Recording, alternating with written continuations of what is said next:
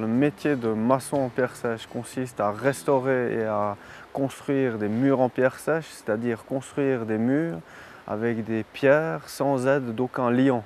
C'est du Lego avec des formes qui ne sont pas régulières.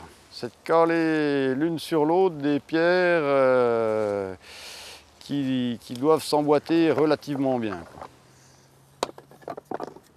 La technique de la pierre sèche, c'est trouver la bonne pierre qui va au bon endroit. Et c'est de savoir trier, savoir structurer sa place de travail, les pierres à disposition.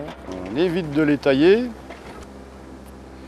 Après, on va les recaler avec une ou deux petites pierres pour qu'elles soient relativement stables. Il faut toujours croiser les pierres l'une par rapport à l'autre en montant les étages.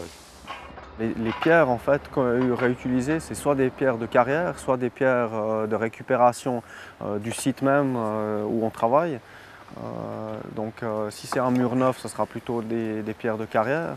Et sur un mur à restaurer, ce sera toujours primordialement les pierres qui ont été déjà à l'époque utilisées pour le montage.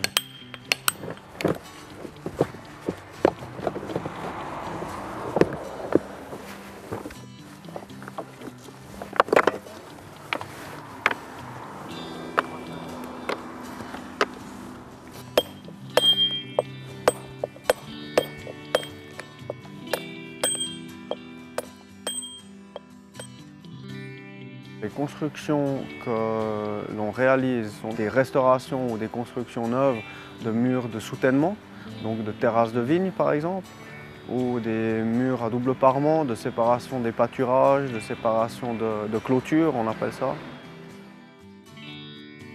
Le muretier, c'est un métier qui consiste à refaire les murs souvent existants ou des murs neufs pour contenir le bétail. C'est des murets qui font 1 mètre 20, 1 mètre 30 de haut. Ça existe depuis bien longtemps, depuis que les alpages sont exploités d'une manière agricole. Il y a quand même toute une faune. Bon, dans un mur, vous allez trouver des hermines qui vont croquer les souris, qui dégradent les champs, tout ça. Il y a toute une vie quand même dans un mur. Des fleurs quand même bien spéciales aussi qui poussent dans les murs, hein. Il faut quand même arriver à y garder un petit peu.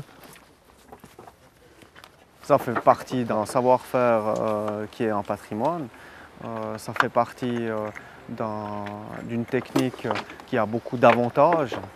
La maçonnerie peut bouger, donc peut répondre aux fluctuations du sol sans lâcher, sans se démonter. L'autre avantage, c'est que la structure elle-même est un drainage en soi. C'est possible de le démonter puis de le remonter exactement avec les mêmes matériaux sans devoir recycler, sans devoir avoir besoin d'un apport particulier de matériaux supplémentaires.